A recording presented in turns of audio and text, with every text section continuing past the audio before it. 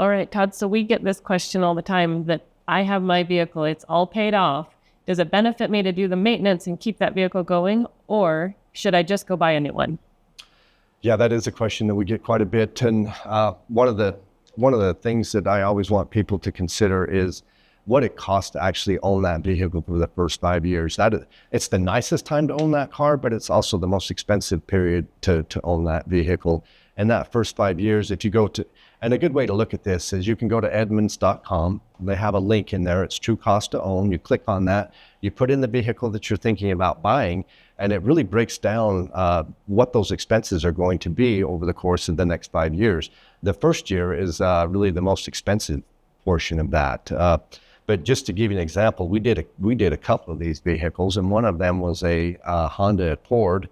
And on the Accord, it was costing $35,280 for that first 5 years. And then we also did one on a GMC Terrain, and that one ended up costing $44,352 for the first 5 years. What kind of things are considered on the Edmunds True Cost to Own? What is the breakdown?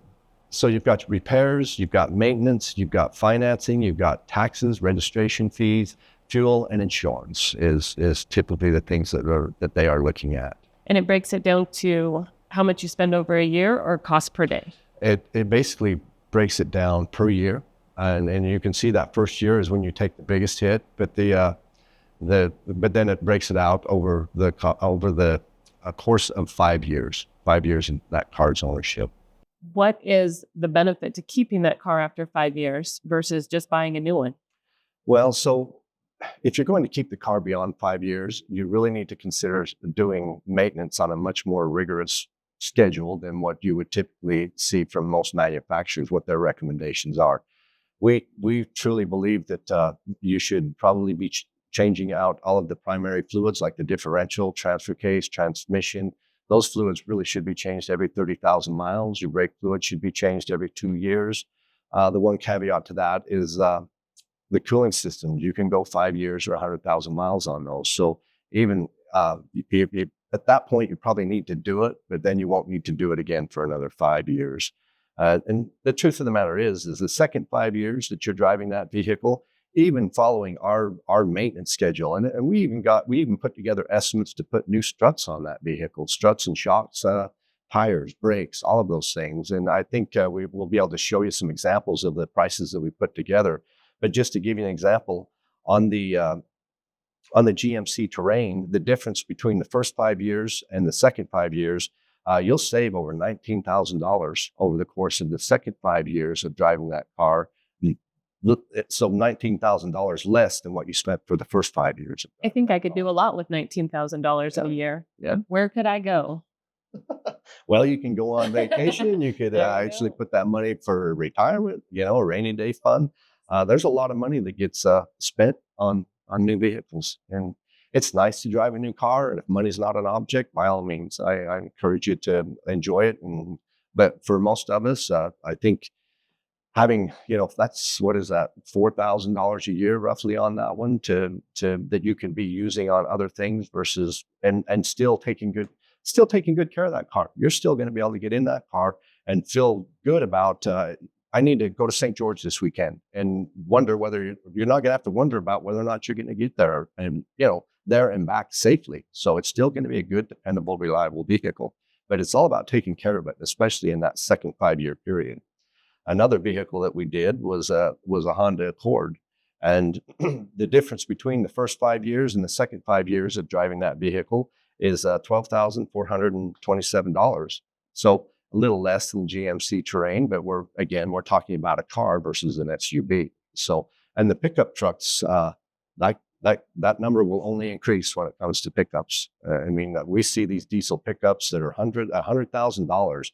You can literally drive those things for 20 years, but you need to take care of it. And the maintenance on a diesel pickup is expensive. It's much more expensive than it is on a gasoline powered vehicle. But when you're talking about $100,000 vehicles, if you had to spend $5,000 a year taking care of that vehicle, it's a no-brainer. You'll save a lot of money when it comes to those types of vehicles. So doing these repairs, these maintenance items, what kind of things can I keep at bay from happening? So back to what auto manufacturers want to see, they've done a lot to improve the manufacturing process. They've done a lot to advance the lubrication type stuff that we use, gear lube, engine oil, transmission fluid. They're much more advanced than they were before. And they've got it to where you can probably run that vehicle just by simply changing the oil, and you're going to get anywhere from 140 to 180,000 miles on it. But at that point, it's on a collision course for major failures, whether it's a differential that's going to come apart, a transfer case, transmission, engine, big powertrain components that are very expensive to fix. Where if you take care of them the way that we've laid out, changing those fluids out like you're supposed to, you can get 250, 300,000 miles out of them without having those types of failures. So it benefits me to keep the maintenance going. Yes.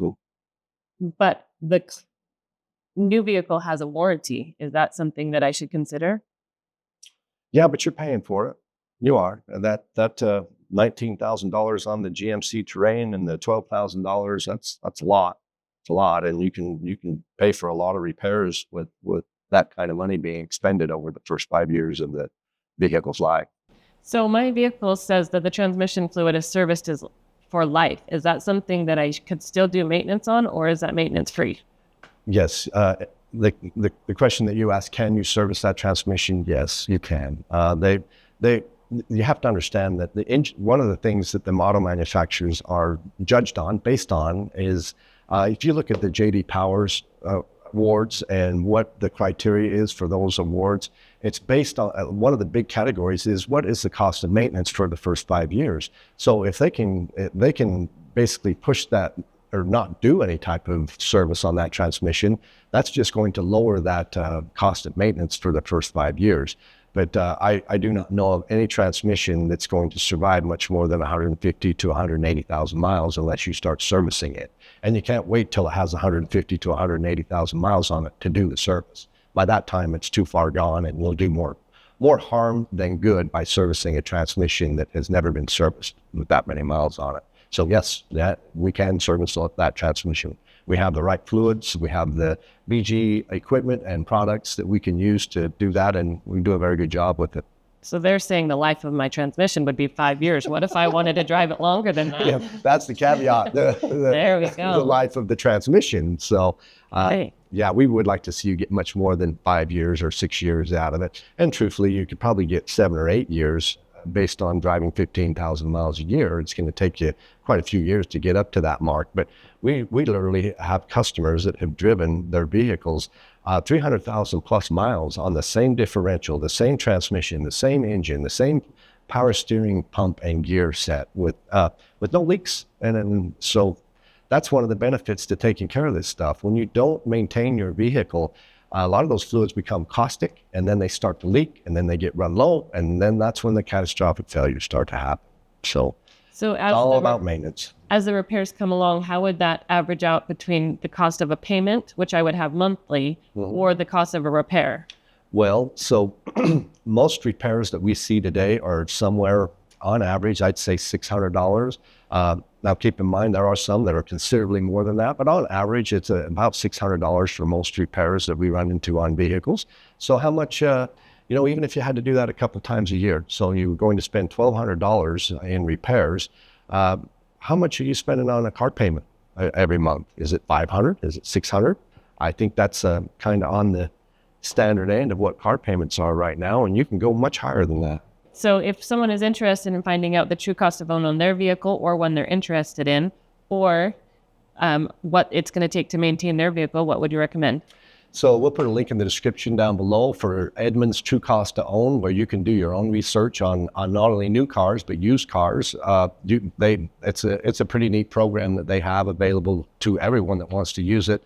And then if you're interested in getting an idea of what the maintenance schedule would look like for keeping a car and taking good care of it, we'll post a link to our website that has the maintenance schedule that we tend to follow on our website. A couple of quick notes.